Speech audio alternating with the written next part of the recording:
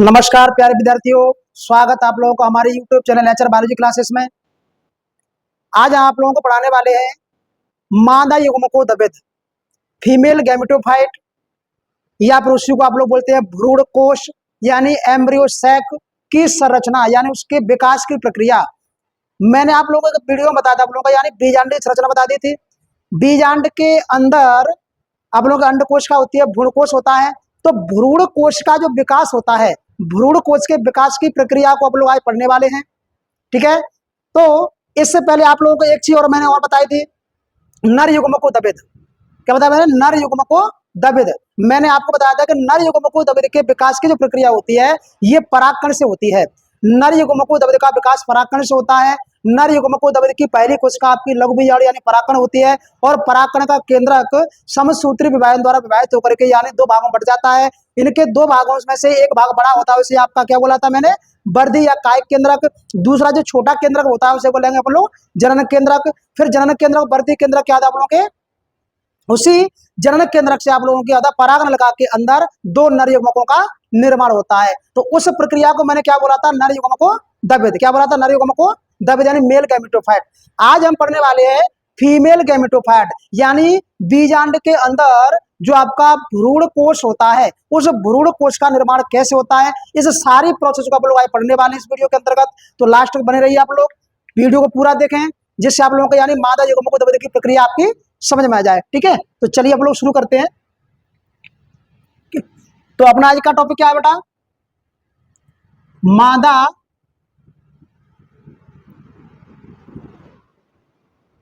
युग्मकोद्भिद या इसी को बोल सकते हैं अपन लोग भ्रूण कोश। इसे क्या बोला बेटा? भ्रूण कोश। मादा युग्मकोद्भिद या भ्रूण कोश, इसे बोलेंगे फीमेल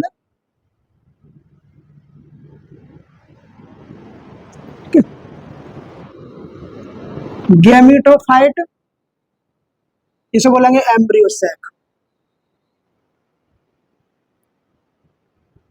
दोनों ही एक ही प्रकार की रचना है, दोनों का अलग अलग नाम है, लेकिन दोनों को अपन क्या बोलेंगे? एक आपका होता है मादा युग्मकोद्भिद, दूसरा कौन सा होता है आपका? भ्रूण कोश। दोनों एक ही चीज की संरचना है, एक ही के दो नाम है आप लोगों के।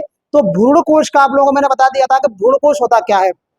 भ्रूण कोश। तो बीजांड के अंदर क्या होता है? बीजांड के अंदर एक कोश के समान रचना पाई जाती है, एक कक्ष के समान रचना होती है, गोलाकार रचना होती है, अंडाकार। इस अंडाकार रचना को हम लोग क्या बोलते हैं? भ्रूण कोश कहते हैं। अब उस भ्रूण कोश का निर्माण शुरुआत से होता कैसे है? भ्रूण कोश का निर्माण शुरू से कैसे होता है? ठीक है, देखिए मैंने आपको बताया था बीजांड की संरचना को। पहले मैं यहाँ पर एक बीजांड बना लेता हूँ, ठीक है, आपकी सुविधा के लिए मैं यहाँ बनाता हूँ एक बीजांड। मैंने आप लोगों को बताया था बीजांड की संरचना, ठीक है, ये बीजांड होता है।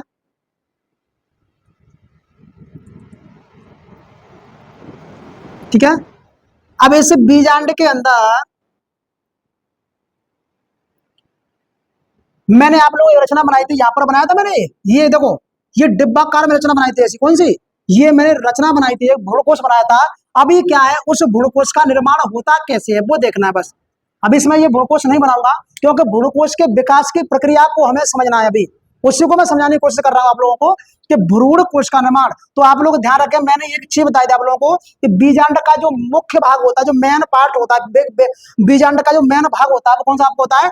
बीजांड काय। तो बीजांड काय में आप लोग डॉट डॉट करके यानी कुछ कोश का बना दिया डॉट डॉट करके। तो बीजांड काय में यानी बीजांड काय जो होता है आप लोगों का, ये क्या करता है? यानी मृदुतक, कौन सी? मृदुतक। मैं यहाँ पर कोश का बना रहा हूं।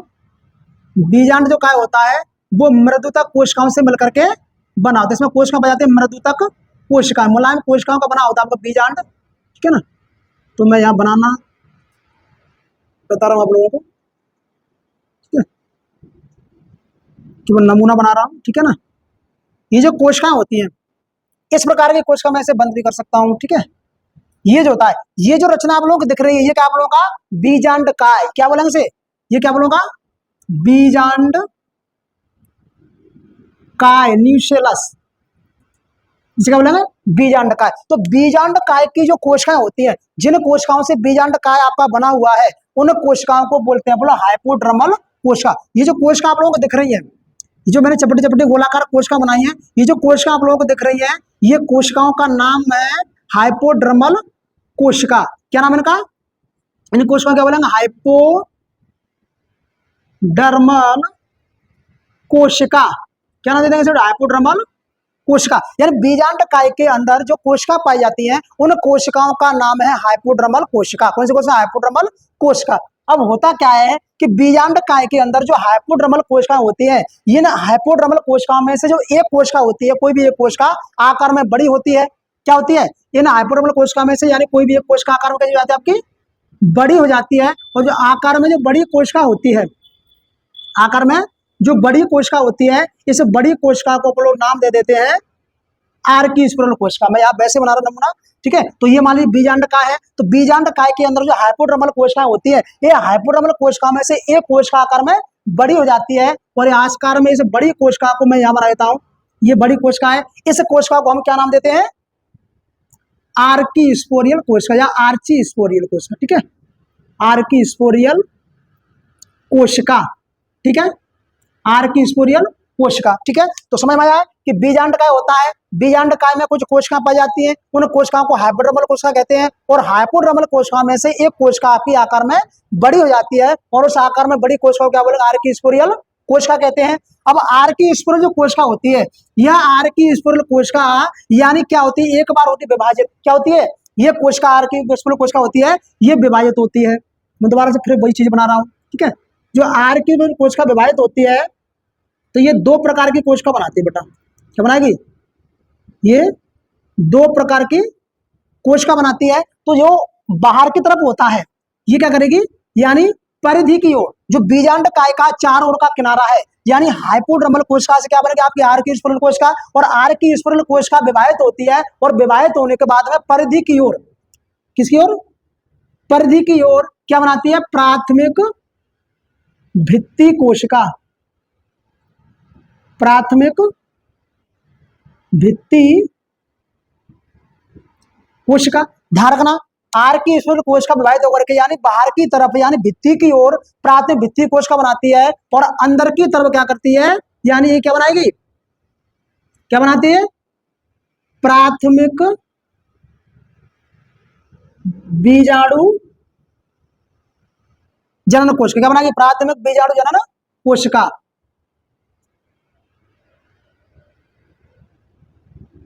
क्या बनाती है? प्राथमिक बीजाणु जनन कोशिका बनाती है। तो आर्की स्पिरल कोशिका होती है, विभाजित होकर के ये क्या बनाती है? बाहर की ओर प्राथमिक भित्ति कोशिका बनाती है, और अंदर की तरफ क्या बनाती है? आपकी यानी प्राथमिक बीजाणु जनन कोशिका का निर्माण करती है। अब जो प्राथमिक बीजाणु जनन कोशिका होती है, यह प्राथमिक बीजाणु जनन कोशिका, ये क्या होती है?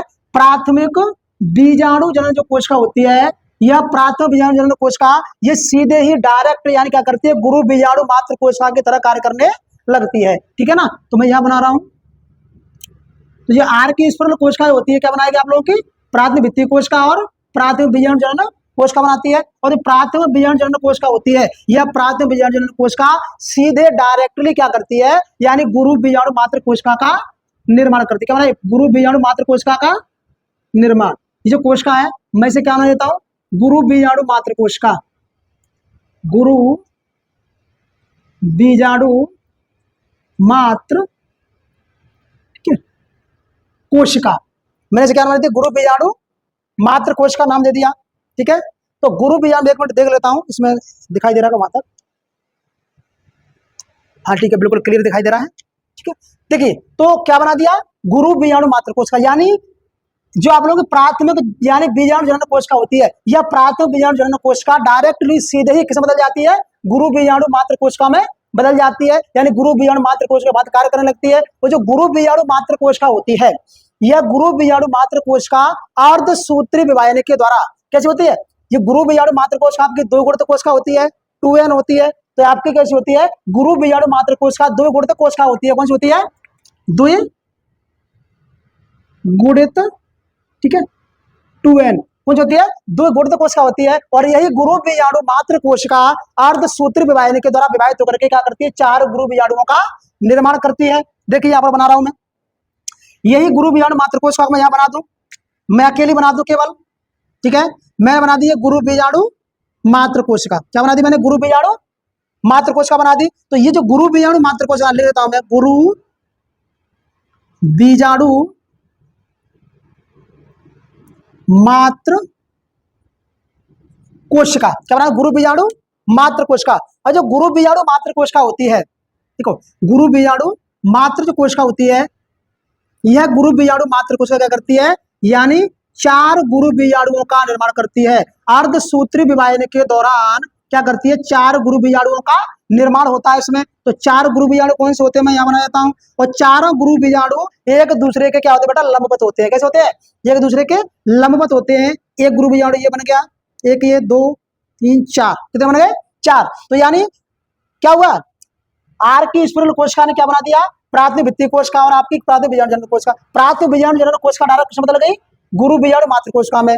गुरु बीजाणु मात्र कोशिका, गुरु बीजाणु मतलब होता है आप लोगों का क्या होता है, यानी अंड कोशिका। गुरु बीजाणु पर बोलते हैं किसको, अंड कोशिका को, ठीक है। तो यानी गुरु बीजाणु मात्र माने माता, कोशिका माने कोशिका, यानी ऐसी माता कोशिका जो गुरु बीजाणुओं का निर्माण कर देती है, उसे क्या बोलते हैं, बोलो गुरु बीजाणु मात्र कोशिका बोलते हैं। क्या वाला, गुरु बीजाणु मात्र कोशिका। तो गुरु बीजाणु मात्र कोशिका क्या करती है, अर्धसूत्री विभाजन के द्वारा क्या करेगी यहाँ पर, यानी 4 गुरु बीजाणुओं का निर्माण करती है। चारों गुरु बीजाणु आपके लंबवत होते हैं, ठीक है। अब इनमें से क्या होता है, यानी 3 गुरु बीजाणु, क्या बीजांड द्वार, क्या आप लोगों का बीजांड द्वार, ठीक है। बीजांड द्वार के पास वाले 3 गुरु बीजाणु क्या होते हैं आप लोग के, ये नष्ट हो जाते हैं। ध्यान रखना आप लोग, यानी एक गुरु बीजाणु मात्र कोशिका अर्धसूत्री विभाजन के द्वारा क्या करती है, 4 गुरु बीजाणुओं का निर्माण करती है। और इन 4 गुरु बीजाणुओं में से बीजांड द्वार के पास वाले 3 गुरु बीजाणु क्या होते हैं आप लोग के, नष्ट हो जाते हैं। केवल निभागी श्रेय वाला, किसका, केवल निभागी श्रेय वाला गुरु बीजाणु आपका क्या होता है, सक्रिय यानी क्रियाशील होता है। और इसी क्रियाशील गुरु बीजाणु से क्या होता है आप लोगों का, यानी भ्रूण कोश मादा युग्मकोद्भव का विकास होता है। ये क्या ले लिया मैंने, ये क्या है, क्रियाशील गुरु बीजाणु। क्या ले लिया, क्रियाशील गुरु बीजाणु क्या है, ये क्रियाशील गुरु बीजाणु है। मैं यहां ले लू इसे, ठीक है। तो ये क्रियाशील गुरु बीजाणु मैंने ले लिया, इधर ले लेता हूं मैं, क्रियाशील गुरु बीजाणु। क्या ले लिया, क्रियाशील गुरु बीजाणु, ठीक है। अब जो क्रियाशील गुरु बीजाणु होता है, ठीक है, क्रियाशील गुरु बीजाणु होता है, यहां तक की जो प्रोसेस होती है उसे बोलते हैं गुरु बीजाणु जनन। क्या बोलते हैं, गुरु बीजाणु जनन। क्या बोलते हैं, गुरु बीजाणु जनन। तो हम जो पढ़ रहे हैं वो आपका क्या है, गुरु बीजाणु जनन आपकी प्रक्रिया यहां तक हो गई। इसमें 2 क्वेश्चन आप लोगों के ऐड हो गए हैं। एक आपका हो गया गुरु बीजाणु जनन क्या होता है, दूसरा आपका होगा यानी मादा युग्मकोद्भव का विकास कैसे होता है। तो गुरु बीजाणु आपका होता है, यानी बीजांड के अंदर जो अंड कोशिका होती है, बीजांड के अंदर जो अंड कोशिका होती है उसे गुरु बीजाणु बोलते हैं। तो यानी गुरु बीजाणु मात्र कोशिका के द्वारा, बीजांड के अंदर गुरु बीजाणु मात्र कोशिका के द्वारा, यानी गुरु बीजाणु के विकास की जो प्रक्रिया होती है उसे बोलते हैं गुरु बीजाणु जनन। क्या बोलते हैं, गुरु बीजाणु जनन। तो गुरु बीजाणु जनन की प्रक्रिया आपकी कहां तक हो गई, यहां तक। कहां तक हो गई आप लोगों की, यहां तक हो गई। एक बार दोबारा से फिर पुनः समझ लीजिए इसे। देखिए सबसे पहले क्या हुआ था, बीजांड है। इस बीजांड में क्या आप लोगों का, बीजांड के अंदर आप लोगों का बीजांड काय होता है, इस बीजांड का में अभी भ्रूणकोश नहीं बना है, इस बीजांड का में आपका भ्रूणकोश का निर्माण नहीं हुआ है। तो बीजांड काय की जो कोशिका होती है, बीजांड काय की कोशिका क्या बोला, हाइपोड्रमल कोशिका कहते हैं।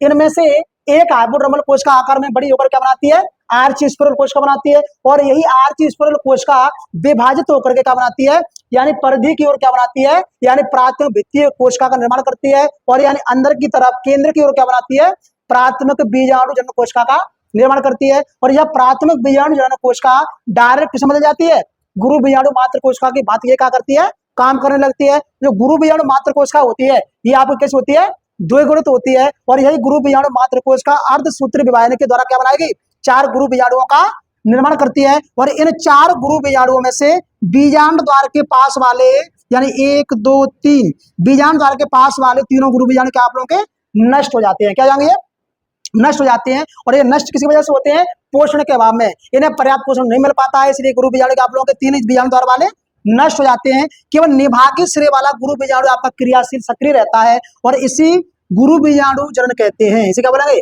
याद की प्रक्रिया को बोला बोलो, गुरु बीजाणु जनन कहा जाता है। अब देखिए गुरु बीजाणु क्रियाशील गुरु बीजाणु बन गया। अब इसी क्रियाशील गुरु बीजाणु से क्या होगा आप लोगों का, यानी मादा युग्मों को दब जाने भ्रूणकोश का निर्माण होगा। अब कैसे होगा देख लीजिए। अब तो देखिए ये क्या आप लोग क्रियाशील गुरु बीजाणु है, क्रियाशील गुरु बीजाणु है। अब ये क्रियाशील जो गुरु बीजाणु होता है आप लोगों का, क्रियाशील गुरु बीजाणु क्या करता है, यानी इसमें होती है वृद्धि। क्या होता है इसमें, ग्रोथ होती है। क्या होगी इसमें, वृद्धि होती है। क्या होगी इसमें, वृद्धि होती है। और ये जो वृद्धि होती है, जो वृद्धि होती है, इस वृद्धि के दौरान आपका ये बड़ा हो जाता है। जो आपका क्रियाशील गुरु बीजाणु है, क्रियाशील गुरु बीजाणु बड़ा हो जाता है। तब इस बड़े गुरु बीजाणु को जो ग्रोथ कर गया है, इसका विकास हो गया है, इसी गुरु बीजाणु को क्या बोलेंगे, प्रारंभिक भ्रूण कोश। इसे क्या बोलेंगे, प्रारंभिक भ्रूण कोश। इसे क्या बोलेंगे, प्रारंभिक भ्रूण कोश कहते हैं। और प्रारंभिक भ्रूण कोश क्या करता है, यानी इसमें केवल एक केंद्रक है बेटा, कितने हैं इसमें, केंद्रक एक है इसमें। अब इसमें एक केंद्रक है तो इसमें आपका विभाजन होता है। कौन सा आपका, एक विभाजन होता है समसूत्री विभाजन। कौन सा होगा, समसूत्री विभाजन होता है। और समसूत्र विभाजन के दौरान क्या होता है आप लोगों का, यानी इस भ्रूण कोश के अंदर आपके क्या होता है, यानी दो केंद्रकों का निर्माण होता है।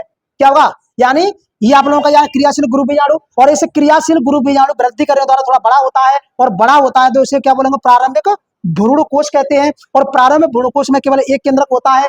धीरे धीरे क्या होता है, इसमें समसूत्री विभाजन के द्वारा केंद्रक से एक केंद्रक कितने बनते हैं आप लोग के, दो केंद्रक बनते हैं। और जो दोनों केंद्रक होते हैं, ये दोनों केंद्रक यानी दोनों किनारों पर चले जाते हैं। जो भ्रूण कोश के दोनों किनारे हैं, दोनों ध्रुव है, दोनों ध्रुवों पर क्या दोनों केंद्रक चले जाते हैं। फिर क्या होगा, फिर होगा दोबारा से वही प्रक्रिया।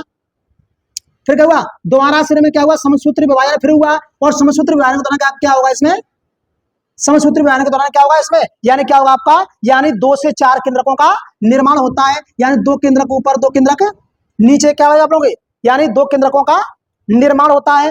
कितने बनेंगे, 4 केंद्र, पहले एक केंद्रक था, फिर 2 हो गए, 2 से 4 हो गए। और यानी इसी प्रकार प्रक्रिया के दौरान आप लोग क्या होता है, समसूत्री विभाजन फिर होगा। और आप लोग क्या होगा, यानी इससे 4 केंद्रकों का निर्माण होता है। 4 के बाद आपके बन जाएंगे 8 बन जाएंगे। कितने बन जाएंगे,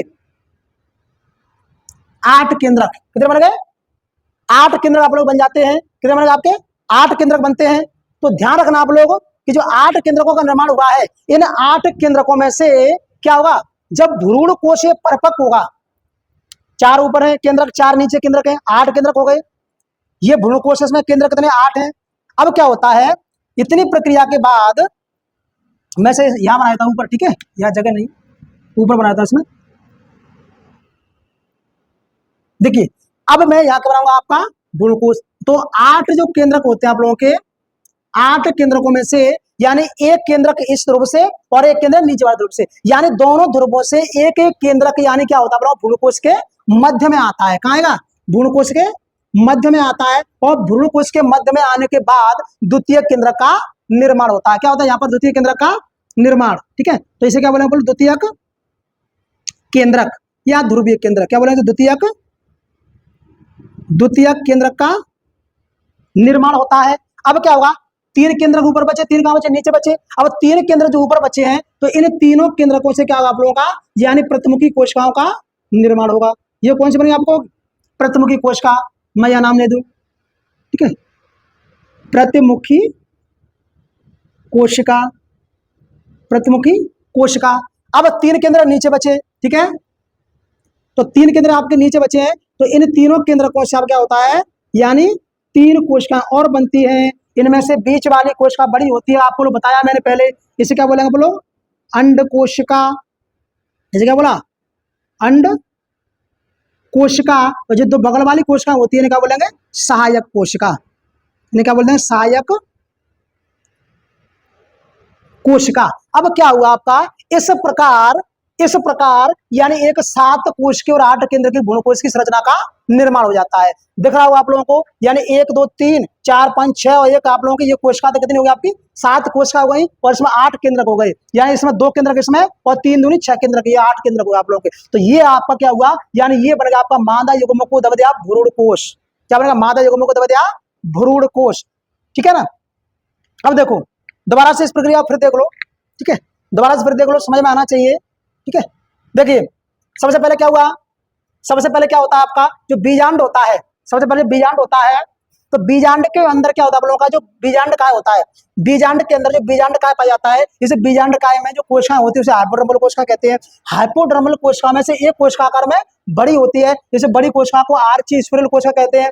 आर्ची स्पिरल कोशिका यानी विभाजित होती है और विभाजित होने के बाद में बाहर की तरफ प्राथमिक भित्ति कोशिका बनाती है और अंदर की तरफ प्राथमिक बीजाणु जनन कोशिका का निर्माण करती है। प्राथमिक बीजाणु जनन कोशिका सीधे ही कैसे बदल जाती है, गुरु बीजाणु मात्र कोशिका की भांति कार्य करती है और यही गुरु बीजाणु मात्र कोशिका से आपके क्या होता है, 4 गुरु बीजाणुओं का निर्माण होता है और इन 4 गुरु बीजाणुओं में से बीजाणु द्वार के पास वाले 3 गुरु बीजाणु आपके नष्ट हो जाते हैं।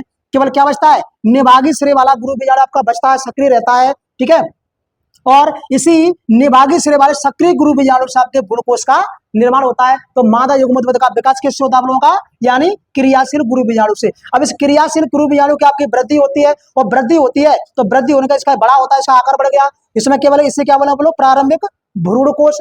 तो यानी क्रियाशील गुरु बीजाणु से आपका प्रारंभिक भ्रूणकोश का निर्माण होता है। इस भ्रूणकोश में पहले का आपका एक केंद्रक है, फिर इस एक केंद्रक में आपका समसूत्री विभाजन होगा तो एक में से 2 केंद्रक हो गए, दोनों केंद्रक आपके ध्रुवों पर चले गए, किनारों पर चले गए, 2 में से 4 केंद्रक, 4 में से 8 केंद्रक बन जाते हैं और 8 में से 4 ऊपर के ध्रुव में और 4 नीचे के किनारे पर होते हैं और दोनों ध्रुवों से, दोनों किनारों से एक एक केंद्रक आकर के बीच में क्या आप लोगों का संलित हो जाते हैं, दोनों मिल जाते हैं और मिलने के बाद द्वितीय केंद्रक का निर्माण करते हैं और ऊपर आपकी प्रथम कोशिका बन जाती है, नीचे आपका अंड कोशिका और सहायक कोशिका बन जाती है और अंड कोशिका सहायक कोशिका दोनों को मिलाकर क्या बोलेंगे आप लोग, अंडोपकरण। इसे क्या बोलते हैं, अंड उपकरण, यानी सहायक कोशिका और अंड कोशिका दोनों तीनों को मिलाकर क्या बोलेंगे आप लोग, अंडोपकरण कहते हैं। इस प्रकार आप लोगों के यानी एक 7 कोशिकीय और 8 कोशिकीय भ्रूण कोश का निर्माण होता है। इसमें आप लोगों के 2 क्वेश्चन हुए हैं, गुरु बीजाणु जनन और आपका मादा युग्मोद्भव के विकास की प्रक्रिया। ठीक है, मैं यहाँ पर एक लिख देता हूं, गुरु बीजाणु जनन। ठीक है,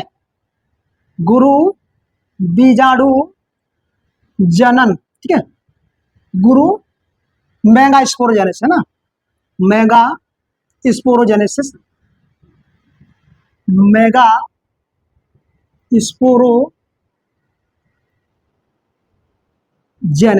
ठीक है, तो गुरु बीजाणु जनन मादा युग्मोद्भव भ्रूणकोश दोनों के विकास की प्रक्रिया आप लोगों को मैंने कराई है। आशा है कि आप लोगों को समझ में आया होगा। ठीक है, समझ में आया होगा। ठीक है ना, नहीं समझ में आया तो आप लोग कमेंट कर सकते हैं, आप लोगों को दोबारा से मैं फिर समझा दूंगा। ठीक है, तो ये आप लोगों क्या था, यानी आवृत बीजी पौधे में जो पुष्पी पौधे होते हैं उनमें मादा युग्मोद्भव भ्रूणकोश का विकास निर्माण कैसे होता है और गुरु बीजाणु कैसे बनता है, अंडकोश का कैसे बनती है, यानी इसे कोशिका को बोलते हैं अपन लोग गुरु बीजाणु। क्या बोले से, गुरु बीजाणु। इसे क्या है, अंडकोश का बोलो या इसे गुरु बीजाणु बोलो। तो गुरु बीजाणु जनन, जनन माने निर्माण करना किसका, गुरु बीजाणु का। तो बीजांड के अंदर गुरु बीजाणु मात्र कोशिका के द्वारा यानी अंड कोशिका के निर्माण की जो प्रक्रिया होती है, विकास की जो प्रक्रिया होती है, उसे गुरु बीजाणु जनन कहा जाता है। और जो क्रियाशील गुरु बीजाणु होता है, इस क्रियाशील गुरु बीजाणु से यानी वृद्धि करके विकास करके क्या होता है, आपका भ्रूणकोश का निर्माण होता है। तो ये थी आपकी भ्रूणकोश के विकास की प्रक्रिया। ठीक है, वीडियो अच्छी लगी तो आप लाइक करें, शेयर करें और सब्सक्राइब करें। धन्यवाद।